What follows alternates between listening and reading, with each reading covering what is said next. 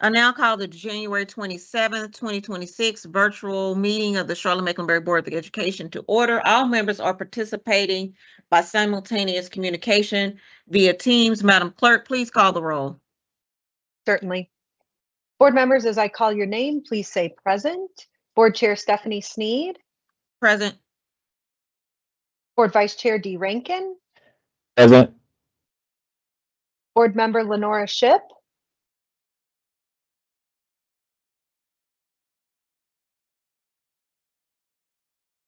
Ms. Shipp, are you able to acknowledge, please? Ms. Shipp, can you hear me?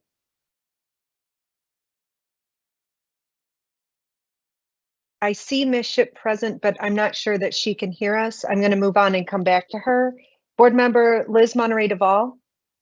Present. Board Member Monty Witherspoon. Present. Board Member Charlita Hatch. Present. Board Member Shemaya Haynes.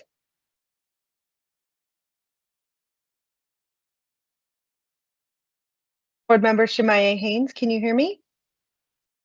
She was having trouble with Teams, so she looks like she popped off. So we'll come back to her. Okay. Board Member Cynthia Stone. Present. Board Member Anna London. Present. And Board Member Ms. Shipp, Lenora Shipp, are you able to acknowledge?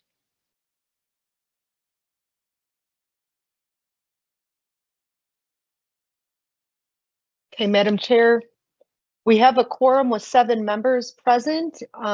Two additional members have been unable to say that they are present and acknowledge.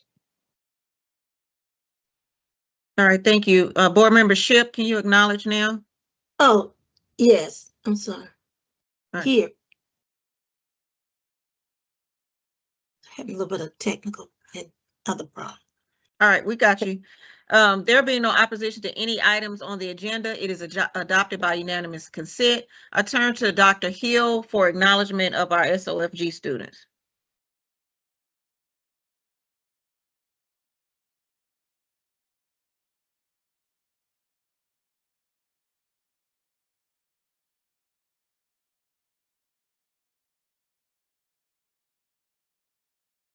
Dr. Hill, you're muted.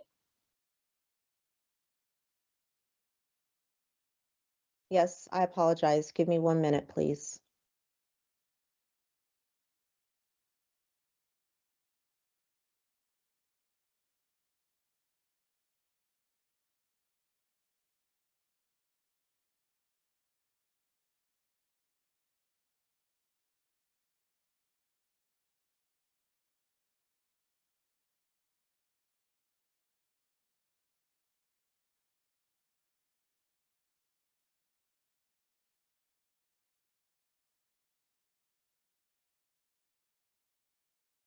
I apologize. I'm looking for the list. I was under communication that we were doing something different, so I am trying to locate it.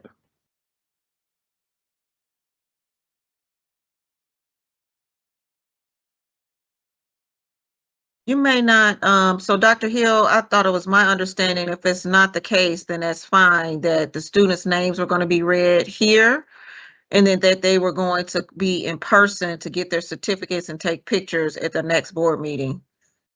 But if that's not the case, then if all of it's just going to be done at the next meeting, then that's fine. Okay. Thank you. Okay.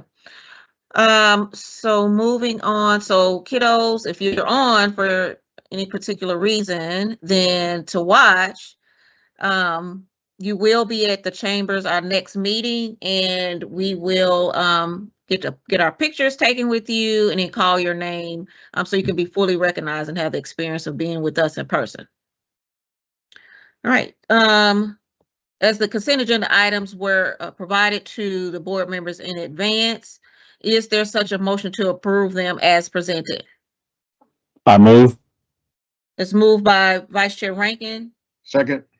A second by Board Member Hatch. Raise your hand. All those in favor, please do so by show of electronic hand.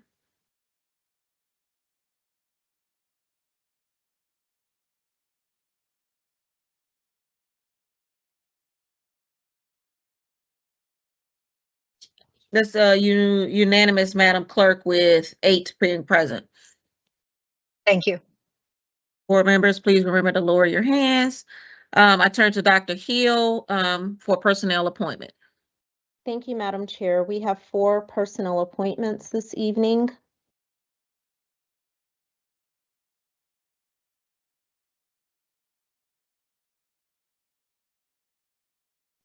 Our first personnel appointment is Sharon Bracey, who is the new principal at Turning Point Academy High School. Ms. Bracey is currently serving as the principal at Hawthorne Academy of Health Sciences. She has also served as principal at Garinger High School, as well as assistant principal of several districts here in our district and others across the state. Ms. Bracey holds a master's degree from Queen's University and as well as a bachelor's degree from Winthrop University. Congratulations, Ms. Bracey. Next, we have Jennifer Clark, who will be the new principal at Hawthorne Academy of Health Sciences. Ms. Clark has 24 years of experience. She's currently serving as the Executive Director of Learning and Teaching for high schools. She also has served as the Director of Secondary Curriculum and has served as an assistant principal at several schools in our district, as well as a teacher here in a different county in our state. Congratulations, Ms. Clark. Next, we have Dr. Kimberly Vaught as the Chief Academic Performance Officer. Dr. Vaught has 27 years of experience. She's currently serving as the Assistant Superintendent of School Performance K-8. She has served as an Executive Director in Leadership Development, served as a principal, assistant principal, literacy facilitator, and teacher in various locations across our district, as well as teaching in Brunswick County. She holds a doctorate from Gardner-Webb University, as well as a bachelor's and master's degree from the University of Wilmington. Congratulations, Dr. Vaught. And finally, we have Dr. Tangela Williams. Dr. Tangela Williams will be the new Associate Superintendent of Human Resources. Dr. Williams has 28 years of experience. She's currently serving as the Assistant Superintendent for School Performance Area D. She's also served in various roles across the district, and she holds a doctorate degree from Wingate University and has an undergraduate degree from North Carolina A&T State University. All right, thank you so much. I turn to Dr. Hill for the financial report for November and December 25. As presented. I turn to Dr. Hill for the contracts and change orders report for November and December 2025. As presented. I turn to Dr. Hill for the report for Student Outcomes Focused Governance Guardrail 1, Interim Measure 1.2. As presented. And I turn to Dr. Hill for the Student Outcomes Focused Governance Goal 2, Interim Measure 2.1 report. Thank you, Madam Chair, members of the board. Tonight's SOFG report centers on Goal 2, specifically Interim Measure 2.1, with an emphasis on literacy progress amongst our 3rd through 5th grade students at the elementary level. As part of this focus, our team has originally planned to welcome instructional staff from Davidson Elementary School to share firsthand how they are implementing effective classroom strategies to strengthen literacy outcomes. Due to the anticipated weather conditions, we proactively recorded their presentation so their insights could be shared with you this evening. This video features 2 4th grade teachers, Holly Keller and Laura Newsom, who highlight the intentional practices they use to support reading development and student engagement in their classrooms. At this time, we will view the pre-recorded segment, which provides a deeper look into the instructional approach and the impact it is having on student learning.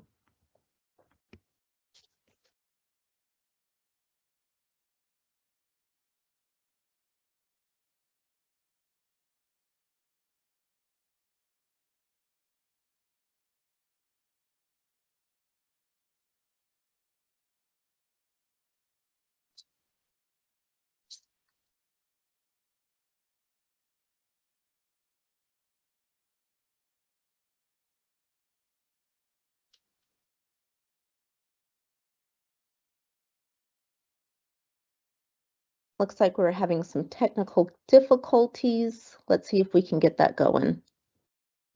Yeah, she done sat through a whole meeting. Now we're in another meeting. She was, Board membership, you're not muted. I muted her. Okay. it is muted. Now,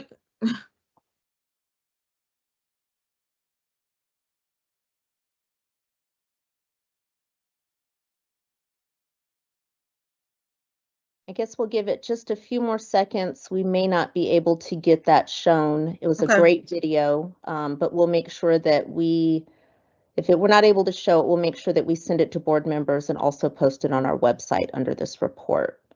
So let me just give one more second to get a nod from staff to see if that's what we should do.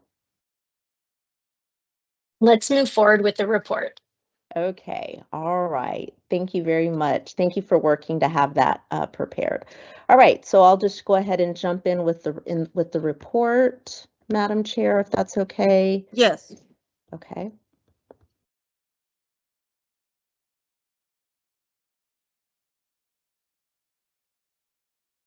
We'll give it 1 second just to get it up on the screen for the audience that's viewing.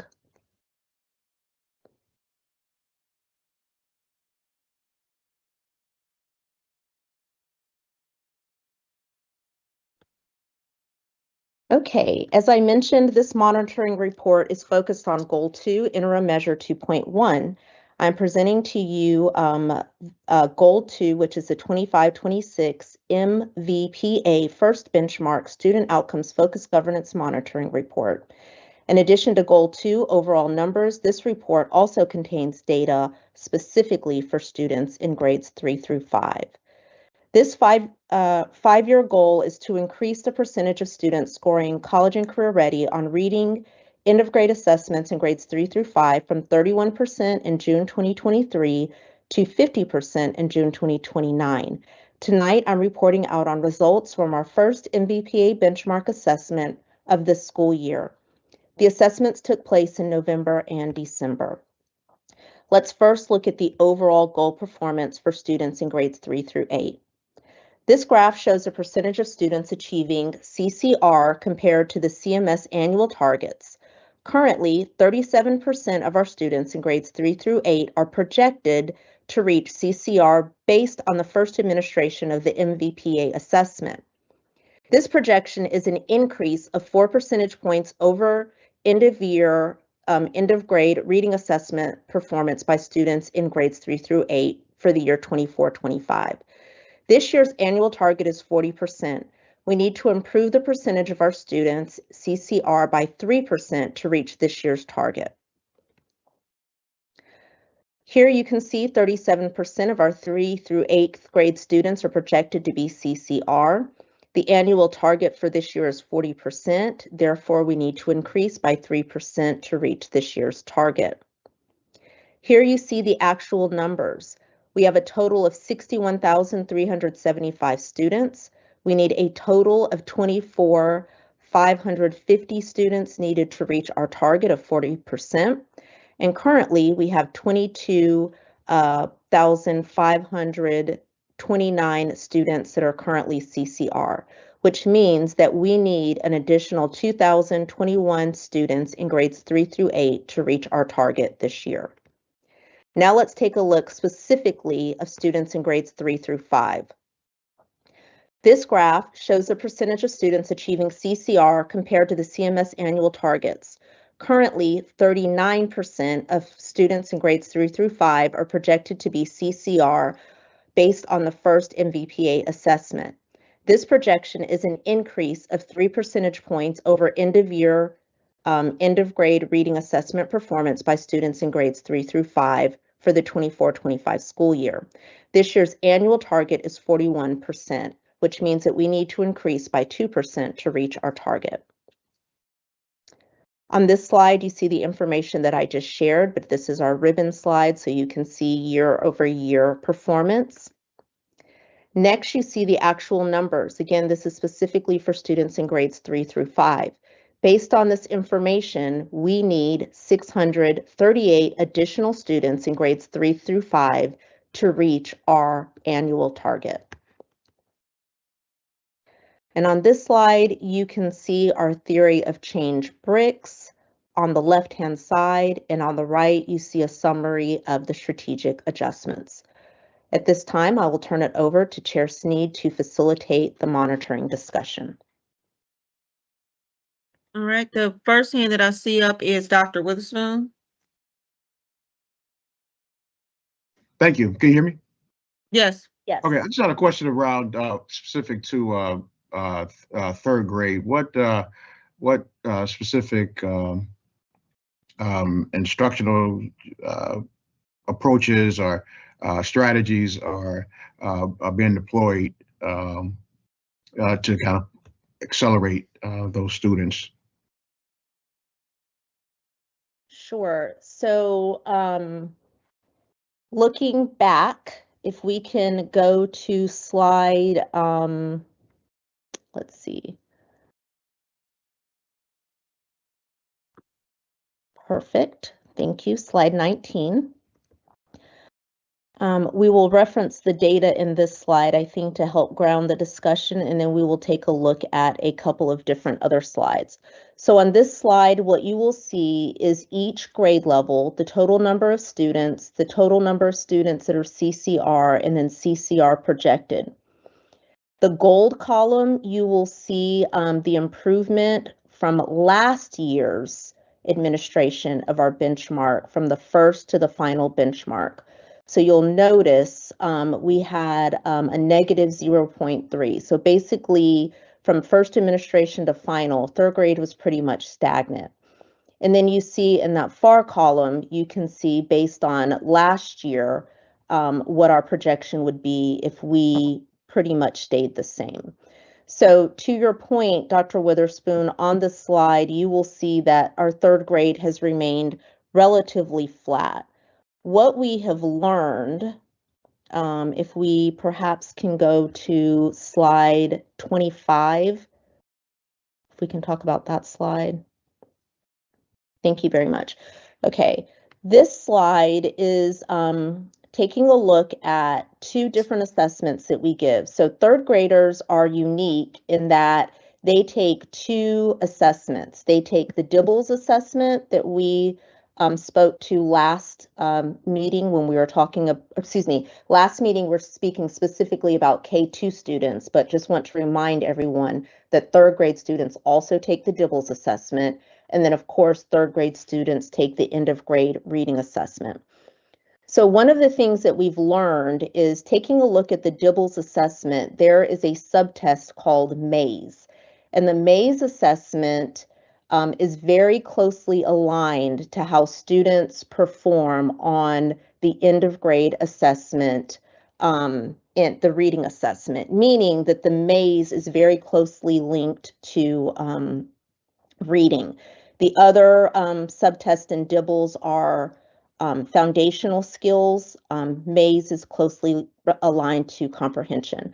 So what we noticed based on last year's data is that we had about 900 of our third grade students who were above benchmark in Dibbles who did not pass their end of grade assessment for reading in third grade. So let me just say that one more time.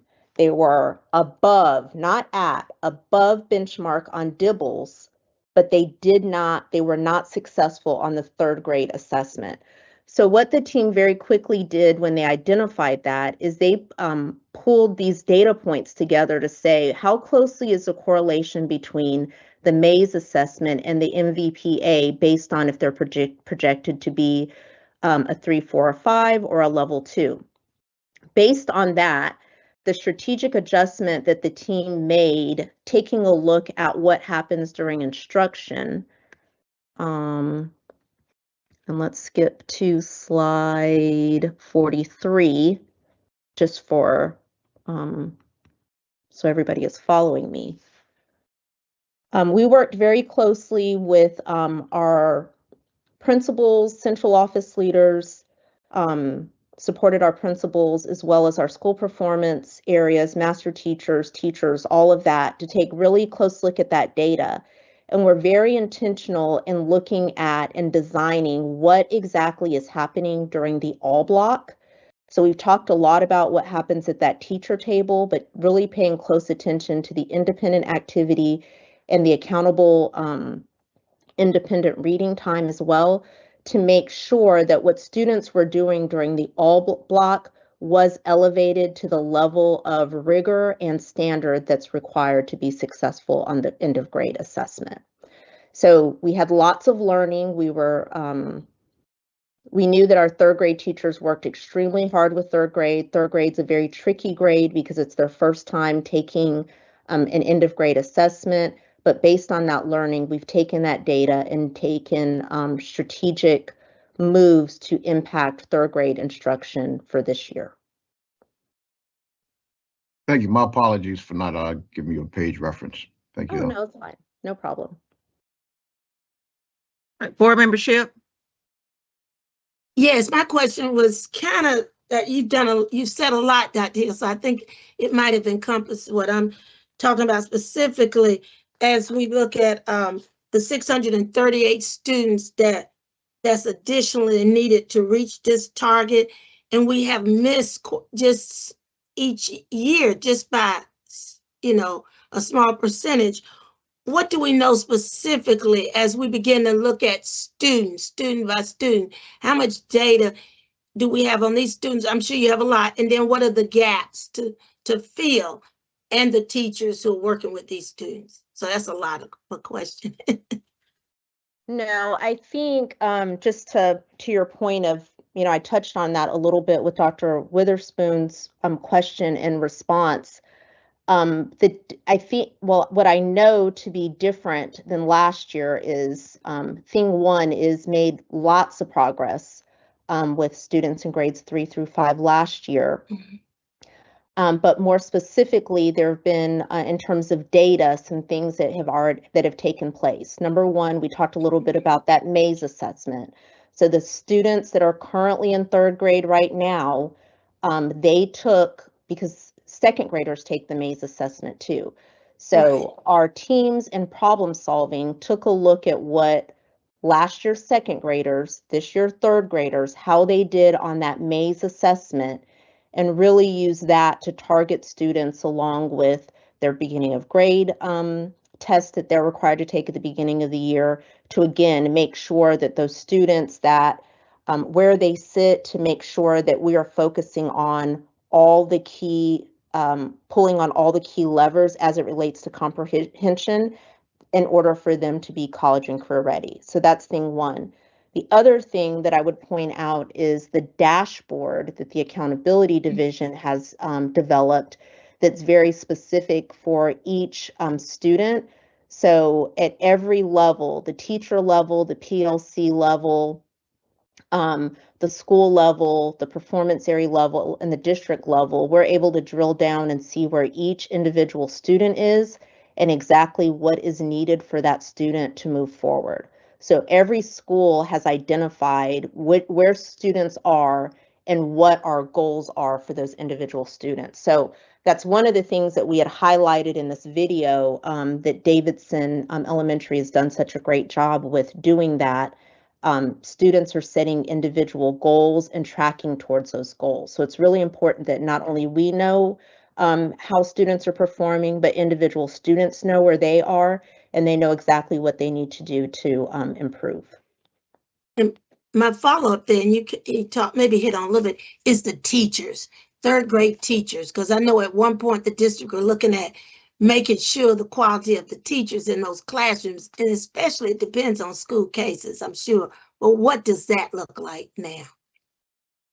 Yes, so in our theory of change, quality classroom teachers is of course one of our bricks, one of the things that we believe to be one of the critical factors.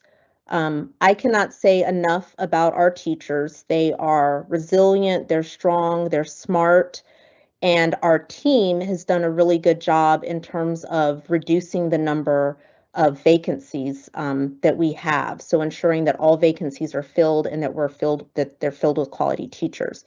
With that being said, we also know that teachers are at varying levels of understanding and varying levels of being able to do what's needed to make sure that students are college and career ready. So we have several things that we have in place. So starting on slide number 31, here's an example, and I'm going to go through several of them to make sure of all of the things that we do to make sure that our teachers are prepared to do what needs to happen for students. So this is our overview of modules. And so this is created by Learning and Teaching team. The video is there, so anybody in the public or you all can go and look at that video at a later time if you like, but this is available. In that unpacking, it's like a preview. So what we do is ask teachers to watch this video so they have a preview prior to them actually teaching that module lesson. And it breaks down all of the things, unpacking the major standards. So they're starting with the beginning, with the end in mind, knowing what standards they're supposed to address. They have just-in-time supports. They have high leverage lesson focus. So it's outlined for them. There's a lot of content that's there in the curriculum. These are the key things that you need to focus on. And then going back to what I was speaking to Dr. Witherspoon earlier about focus on what needs to happen specifically during the module lesson, but also during the all block. So if you'll go through the next couple of pages, you'll see that's for each of the grade levels that's there. The other thing that we have here is something that's been implemented that's a priority pause.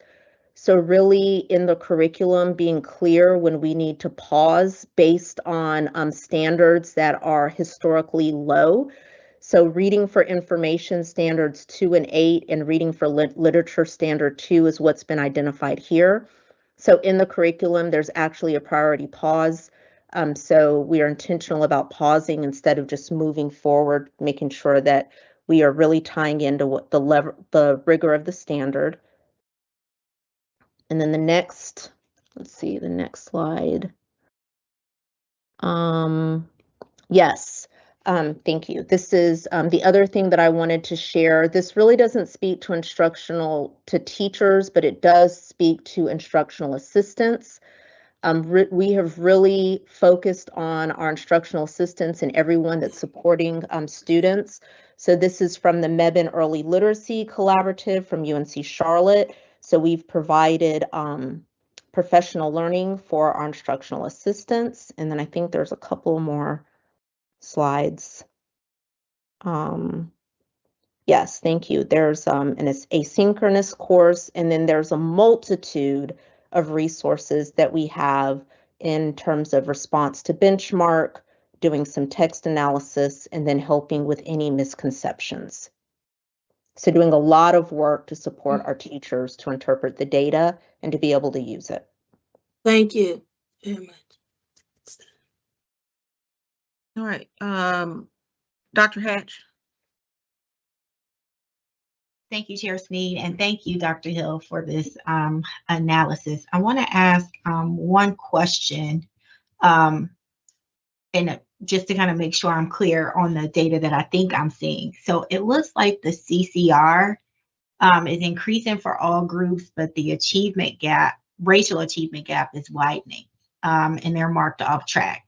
Is that a fair interpretation of the data before I ask my question? Can you tell me what slide you're referencing? It's actually in the guardrail report, so I was kind of looking at them both together.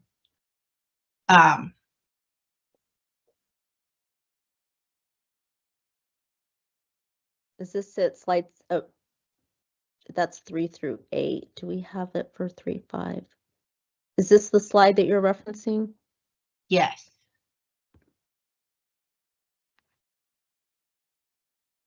Okay, so what was your question? I'm sorry. So when I looked at our guardrail report, as I'm looking at this, interpreting through here, so I don't know this is the goals, and the guardrails was as presented.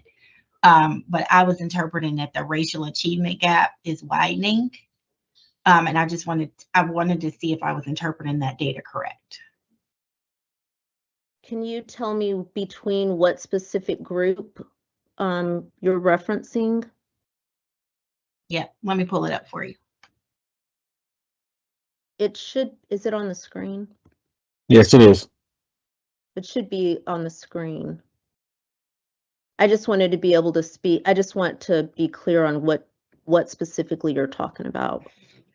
Yep. So, I mean, when you take a look at, when I'm looking at our kind of Black and our Hispanic students, I wanted to make sure that, and our Native American students, I was interpreting that it was widening, because in the guardrail report, it says we're off track.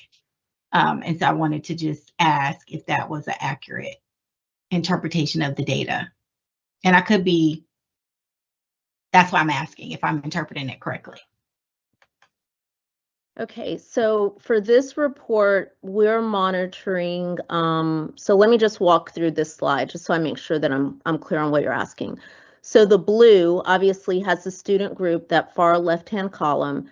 Then the next column is how the current performance. So that's MVPA right now, the first benchmark, those percentages. And then in the yellow, what you see is the first benchmark, 24-25 last year, compared to current compared to last year's benchmark. So if you take a look at that, what this is comparing is how these student groups did last year on the first benchmark compared to this year on the first benchmark. And then the next one is the EOG in the green. So how they did at the end of the year compared to, that says 425 EOG.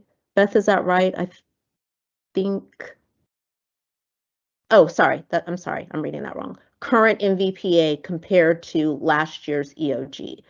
So, so specifically, if we're looking at, I mean, what this is saying is that all of the arrows are going up. So let me see if I can do quick math real quick. So compared to, we'll just do MVPA to MVPA. So our Black students this year, we have 28 CCR, which is a +4. And then our white students are 66 compared to 58 with a +8. So I see what you're saying. So what you're saying is even though all the arrows are going up, the difference between the groups is widening as it relates to the current data that we have, the MVPA data. Is that what you're saying? Oops. Did I lose her?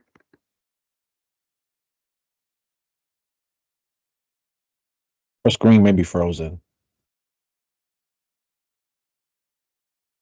I don't even. Looks frozen. It does. Okay, we'll come back to that. She is correct. But Madam Chair, can we come back to that when she is back on screen? I'll be able to answer that question. Yes. Okay. Okay. Were there any other looking backwards questions? All right, so I have a question. It is based on size. Essentially, it's the section on, it's through slides 26. And it talks about the explanation of MVPA.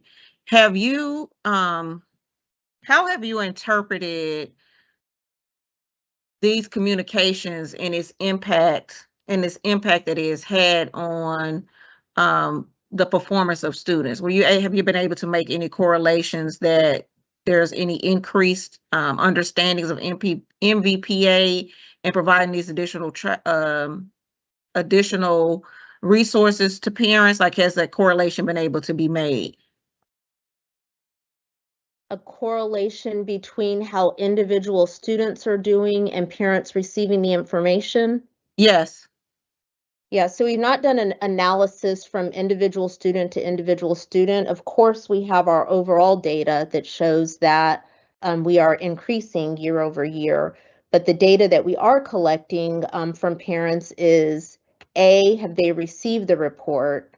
And B, are they able to understand the report? And then C would be, are the resources that we're providing helpful? So no, we've not done an analysis in terms of if parents are receiving the report, what they're doing with it, and the direct impact on how their individual student is doing. But we do know that based on all of our strategies in the totality, because we're progressing, that they are being impactful. What I'm wondering is twofold. How do we know that that thing is impactful? And how do we know that it is how it's being communicated in whatever forms that it's being communicated, that it is having an impact on student performance? Sure. How can we learn that? Mm-hmm. Yeah, so again, what I would say in terms of how we know that it's being impactful, because the surveys that we're sending, asking parents if they've received it, and then asking them their perceptions and or use of said materials that are being sent to them based on their learning. So what we knew early on when we started this process is that parents did not have a clear understanding of what their students were doing at school, why they were doing it, and why it mattered. And so based on that feedback, we have aligned all of the resources and all of the work that we're doing in accordance with the board's goals. So at this point, we are collecting that information. What I will say that is all of the bricks in the theory of change are not by design in SOFG to be predictive of outcomes. The predictive nature is that MVPA. The things that are in the theory of change, and I believe we're going to that slide of all of the bricks. All of the things in this theory of change are to be research-based, but they're not necessarily predictive of improvements. Okay. This is just I know this is a tactical question for later on, is what is the feedback percentage essentially in those that are engaging with MVPA? We'll be happy to get that. Yeah, that's just a wonder. Yeah, so it's for later. Board Member Hatch, we paused until you got back on, so you can. Dr. Hill was getting ready to respond to your question. Thank you. I think we got back to our pandemic behaviors. No one had to act in the remote learning session. But essentially, I think we got on the same page where I was asking if I was interpreting the data correctly. It seemed like it was widening, but I wasn't sure, especially with the green arrows, if I was misinterpreting it. So it sounds like I might not be misinterpreting it. And so I was just curious around how are we making sure, like what strategic shifts are we doing to make sure that we are aligned with Guardrail 1 for those demographics, if my interpretation of the data was correct? Yes, it is correct. And we can go back to that slide specific for grades 3 through 5. So I'm not sure when I lost you, I apologize, because I was not looking at this. I was looking at a different screen, so I wasn't sure where you were. But what I was indicating, I'll just repeat it, because I'm looking at in the yellow section specifically. That's why I have to go back to my screen because I can't see it there. Okay, so on the yellow section specifically, you will see Black students, you are correct, increased based in the yellow 4 percentage points from the first benchmark last year to current. And then our white students increased 8%. So you're correct. What we would need to do to make that gap smaller is obviously we want all of our student groups to be accelerating, but we would have to be working to make sure that our groups that have a wide gap are accelerating at a faster rate in order to catch up. So you're correct. In other words, we would need to at least double the rate of acceleration. So what I would say in response to your question is going back to the data sets that was shared earlier. So one of the other piece of data that we can point to while we are consistently focusing on closing the gaps in terms of CCR. The other thing that we know that tells us that our strategies are working is our growth data, because our growth data is based on each individual student's previous testing history and the projection that the state gives for that individual student. And so, as data that's been previously shared, is that for every single tested area and every single group of students, we are exceeding the target that the state has set based on the collective individual testing histories for students that are in that student group. So with that being said, we're continuing to use that data, knowing that the strategies that we're using are working, and attending very closely to all of the data sets that I talked about, which is why I talked about the new dashboard that's been developed this year that teachers in schools did not have previously, to be able to zoom in and know exactly where that student is and what their potential or their promise is, and then following that up to ensure that in our core action walks, looking at every single student, what that student should be doing to make sure that they are working on grade level or above in order to exceed the targets that we've set for them. Thank you, Dr. Hill. You're welcome.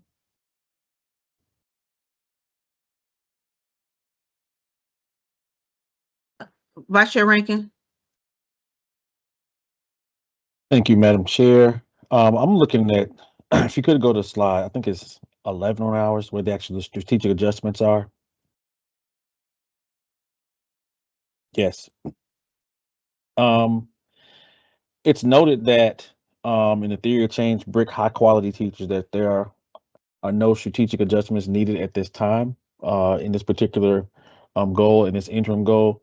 Can you discuss how you arrived to this conclusion that no adjustment is needed right now at this time? Yes.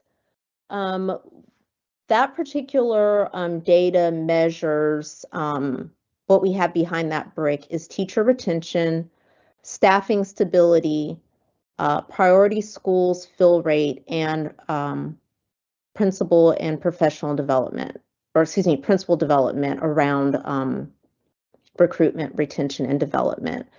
So all of the metrics that we have tied to that BRIC, we are exceeding what we would expect it to be. So in terms of the fill rate, teacher retention, staffing stability. So what that means is there's no need to do any strategic adjustment, because what we're doing based on those metrics, we are meeting what we need to meet at this time.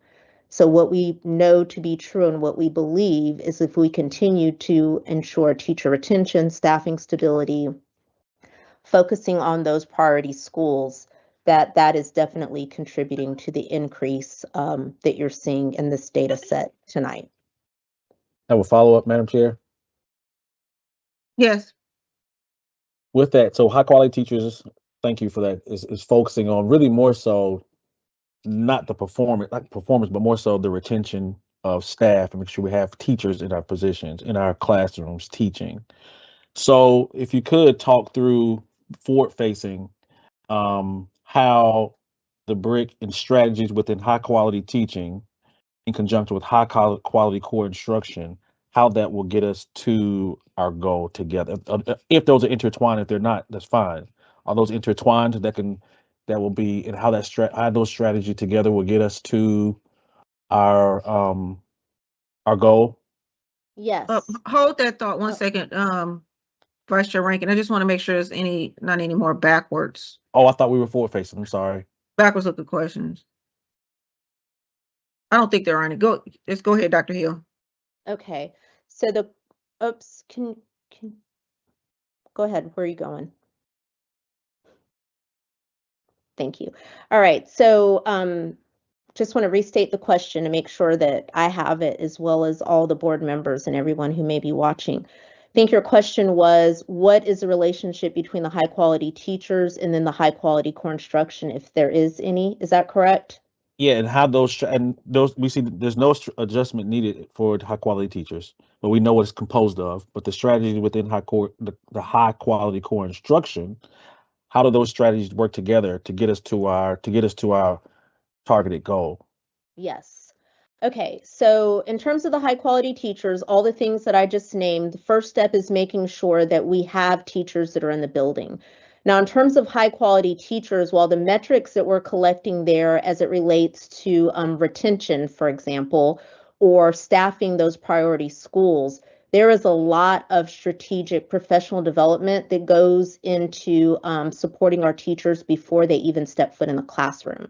So you've heard that through the Crown Academy that we haven't really talked a lot about this year, but talked heavily about last year. So even though those metrics are the ones that I just named, the strategic work behind that feeds into ensuring that those numbers are where they are. So no strategic adjustments at this time. In terms of the high quality core instruction, all of those instructional pieces are tied to professional development. And so from an organizational standpoint, our retention, recruitment, and talent development team works very closely with our academics team together in terms of ensuring that professional development is there. So the responsible person for professional development is actually in the same division as that high quality teacher group. So they are so when we do our OBEA reports out on high quality core instruction, the person that's reporting out on that actually sits in the retention, recruitment, and talent development team. So they are very closely correlated, ensuring that we have teachers in classrooms in the right place and that they're thoroughly supported to just do the job, and then developing said teacher to do the things that they need to do to deliver on the goals that the board has set. Thank you. Any other oral questions? Okay, being none, thank you, Dr. Hill, for that report, and looking forward to seeing the video once you can get it attached onto our site. The last report for this evening is the 27-28 academic calendar working group report. Thank you, Madam Chair. It's that time of the year, so at this time I will turn it over to Chief Thompson to provide the report. Give me 1 second. I'm going to get it teed up.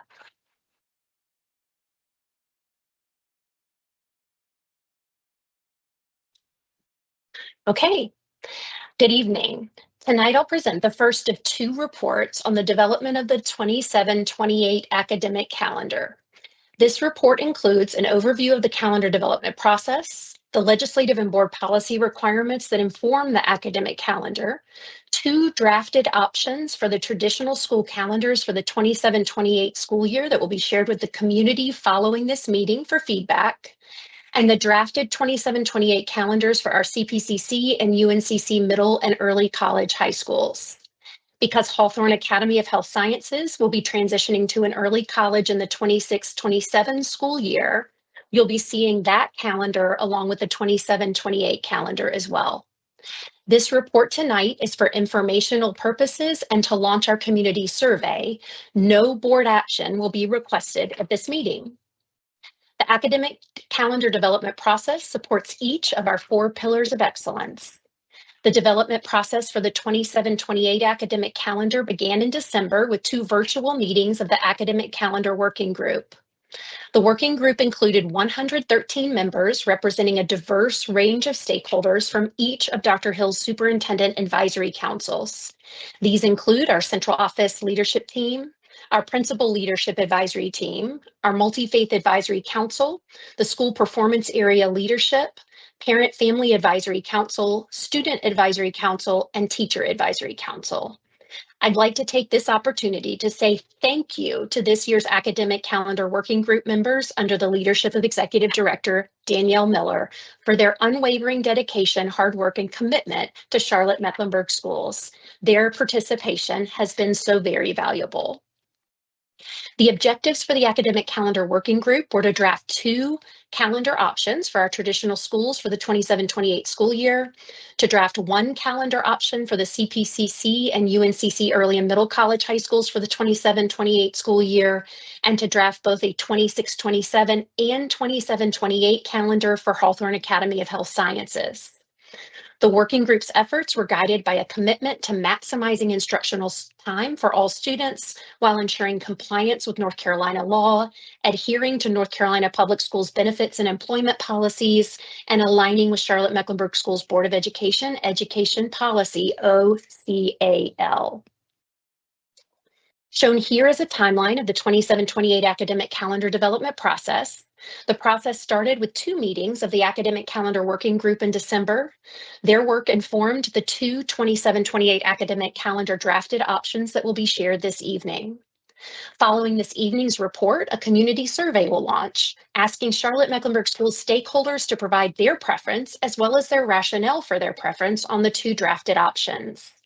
On March 10th, the final recommendation will be presented to you, including the results of the survey. On March 24th, there'll be a public hearing for additional community feedback. And on April 14th, you'll be scheduled to vote on the 27-28 academic calendar. North Carolina law and Board of Education policy O-CAL establish specific requirements for the academic calendar. These include a total of 215 employment days, a minimum of 1,025 instructional hours, at least 11 recognized holidays, 10 annual leave days, and dedicated teacher work days. North Carolina law and Board of Education policy O-CAL also establish specific start and end date parameters for the academic school year. The first day of school must be no earlier than the Monday closest to August 26th. The last day of school must be no later than the Friday closest to June 11th. Both drafted traditional calendar options being shared this evening comply with these requirements. Academic calendars must either ensure there are a minimum of 185 instructional days or a minimum of 1,025 instructional hours. The drafted calendar options presented this evening exceed 1,025 instructional hours. State recognized holidays are determined by the State Human Resources Commission. Shown here are the 11 holidays the state of North Carolina recognizes for the 27-28 school year. The drafted calendar options presented this evening include 10 annual leave days as required and 5 designated makeup days to accommodate potential instructional time loss due to unforeseen circumstances. Additionally, all school calendars being presented include identified teacher workdays. The identification of which workdays are for central office use and/or school use will accompany the superintendent's recommendation presented to you on March 10th for your awareness. North Carolina law and Board of Education policy O-CAL require that a teacher workday be scheduled on the first primary and general election days. Accordingly, both drafted traditional calendar options include a workday on Election Day, November 2nd, 2027. Per Charlotte-Mecklenburg Schools Board policy O-NDO, whenever possible, teacher workdays and/or annual leave days were aligned with religious holidays where high absenteeism is anticipated to support both minimal disruption to instruction and operations. Other key considerations factored into the preparation of these calendar options are outlined on this slide. This list reflects both current legal and policy requirements, community and staff priorities that emerged during the calendar development process. I'd like to draw your attention to one relatively significant change in the 27-28 drafted calendars. In the calendar working group, there was tremendous support across stakeholders of all types, school staff stakeholders, as well as community member stakeholders, to replace the 4 early release days with 2 teacher workdays.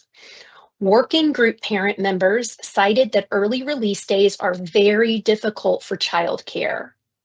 Staff members who were on the working group indicated that there is increased student absenteeism on early release days, and staff members said that it would be better for professional development experiences to have 2 full days for professional development versus 4 partial days. Therefore, both drafted 27-28 calendars reflect that specific feedback from the working group. So we'll now review the 27-28 academic calendar drafted options that will be moving forward for feedback this evening. Option 1 is shown here. Again, it is for our schools on the traditional calendar and for the school year 27-28. Highlights of this option include 6 teacher workdays at the start of the school year, the first day of school on Thursday, August the 26th, at least 1 teacher workday at the end of every quarter, a winter break that is 2 full weeks plus an additional teacher workday on Monday, January 3rd, President's Day with 2 teacher workdays, one on Monday, February 21st and one on Tuesday, February 22nd. Spring break from April the 8th through April 14th, plus a teacher workday on April 17th. The last day of school on Friday, June 9th, and diverse religious holidays noted with a teacher workday, annual leave day, or holiday that include Yom Kippur, Diwali, Christmas, Passover, Vaisakhi, Good Friday, and Easter Monday.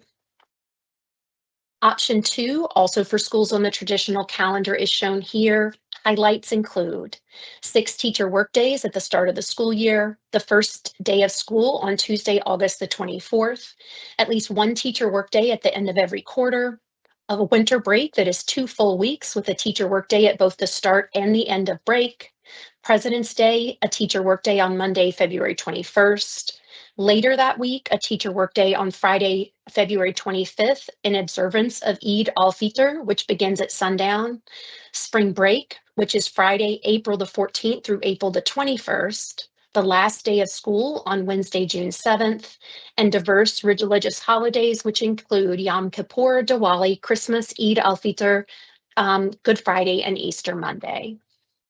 This slide provides a summary of the 2 traditional calendar options for the 27-28 school year. Here you can see the similarities and differences between option 1 and option 2 broken out by month. Now we'll look at the early college and middle college calendars for our CPCC and UNCC schools.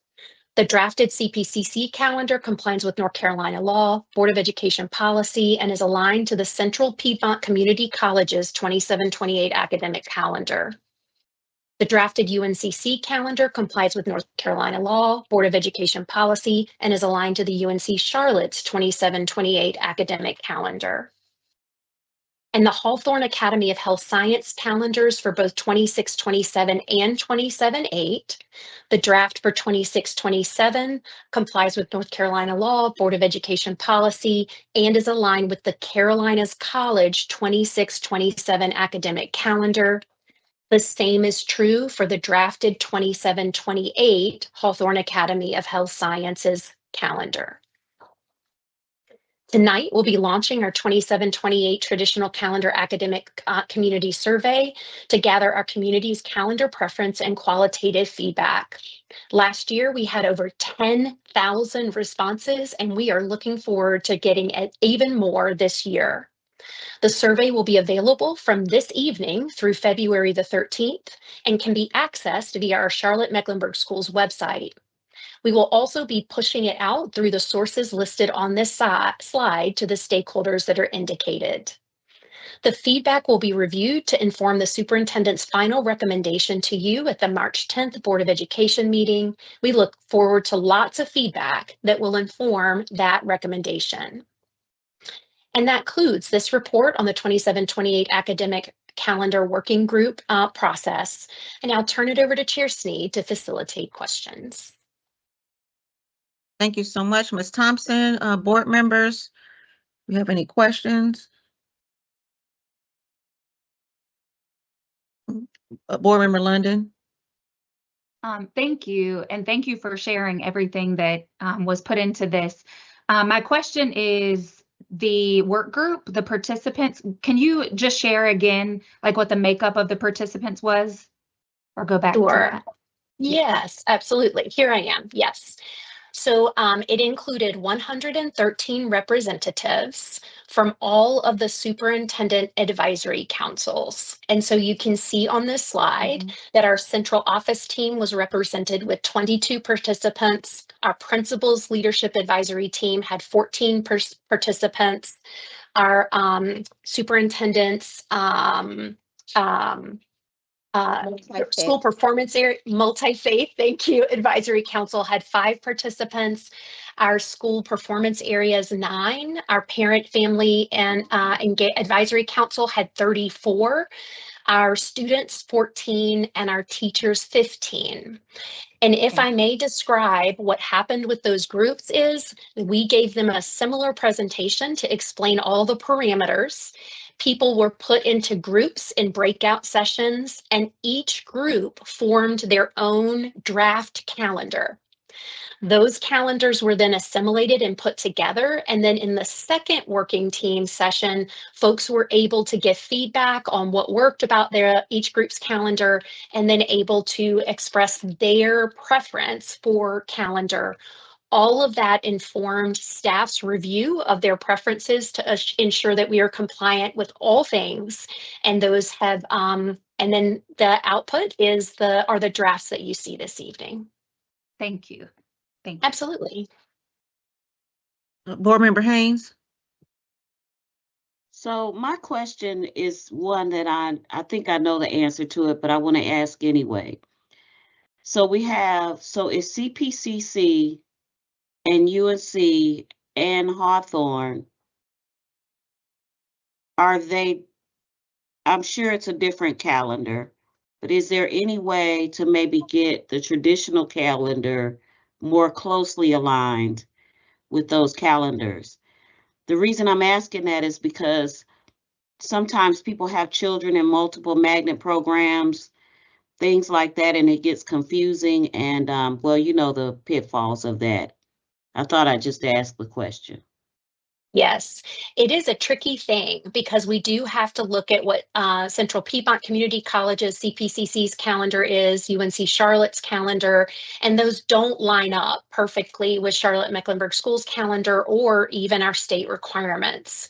And so we do try to make sure that as often as possible, we can have it line up as best we possibly can, but we are held to, in order to comply with state law, we have a very specific start date. And that goes back to the slide that talks about where we can only start. The first day can't be earlier than the Monday closest to August 26th. That is after the start date for CPCC, UNC Charlotte, and Carolinas College. And so that's what makes it really, really tricky. But we'll certainly look back at that again and see if there's any other ways that we can have better alignment. That's really great feedback. Thank you. Ms. Thompson, I have a question. This is in terms of start date.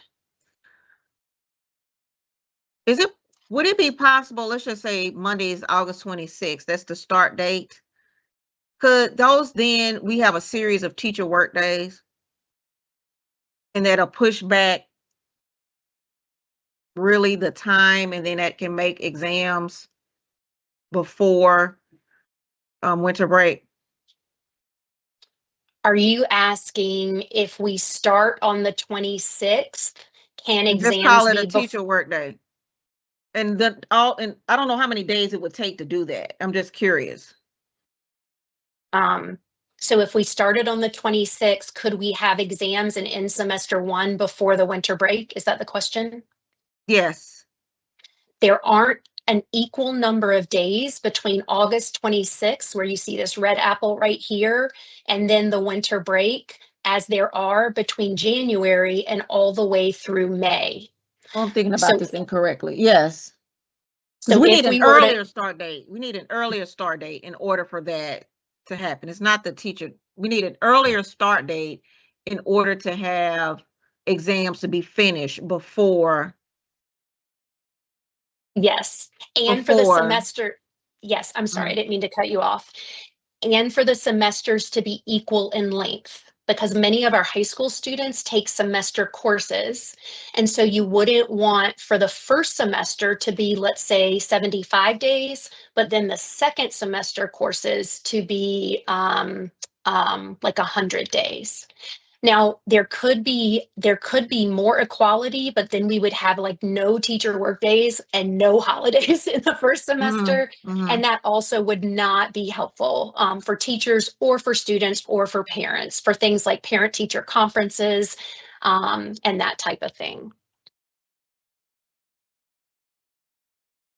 If So I the may, question in reverse is, then what if we started earlier and then had a teacher work days? Let's just say, oh, that's the problem. Never We mind. can't. That's the problem. We can't. Yeah. That's the problem. Got it. I think the next hand is Vice Chair Rankin. Thanks, Madam Chair. Just before, one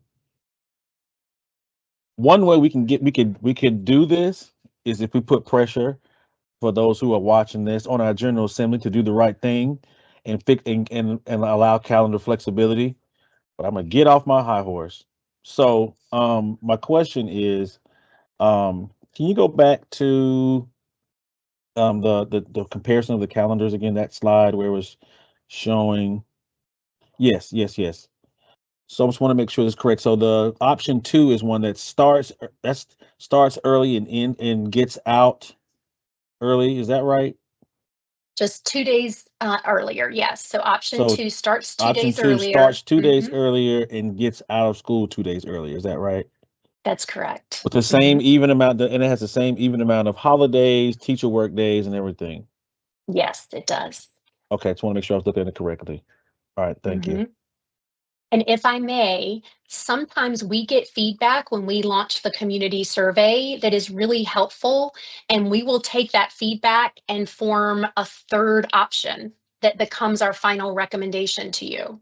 So in other words, this is what the working group came up with as 2 really good options to get feedback from the community. But if we hear something really strongly from the community that says, hey, we actually like this about option 1 and we like this about option 2, then we are certainly open to developing an option that is kind of a good mix of both, if that's what responds to stakeholder feedback. And so we'll be happy to tell you more about that when we get to March 10th. We look forward to that feedback. Just a quick follow-up also.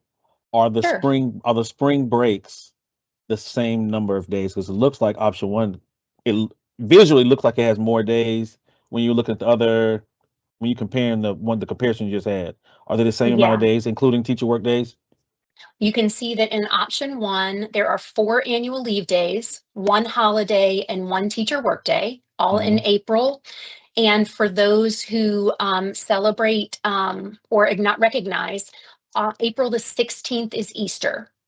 So in option 1, spring break falls before Easter.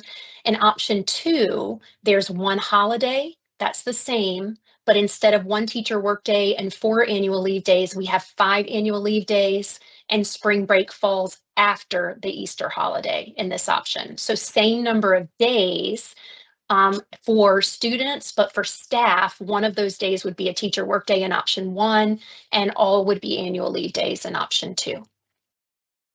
Okay. Thank you. Sure. I think that board members, is it board member Stone next? Ms. Ship was one. Oh, no, sorry, board membership. I didn't see your hand. Yes, mine is a statement, but maybe also a question. But I think I've heard this as well about the early release days. That has been a biggie, and how that really impacts teacher work days. And it was a number of reasons there, and you mentioned some. But is this something that as you go into the community and get more feedback, will that change? Because I think right now that's good feedback, what you've heard so far. And I know it has really been a concern, or at least I think throughout this, throughout these calendar times, how many early release days, how do we do that in terms of teacher work day? So it'd be interesting to see the kind of community engagement we get on this.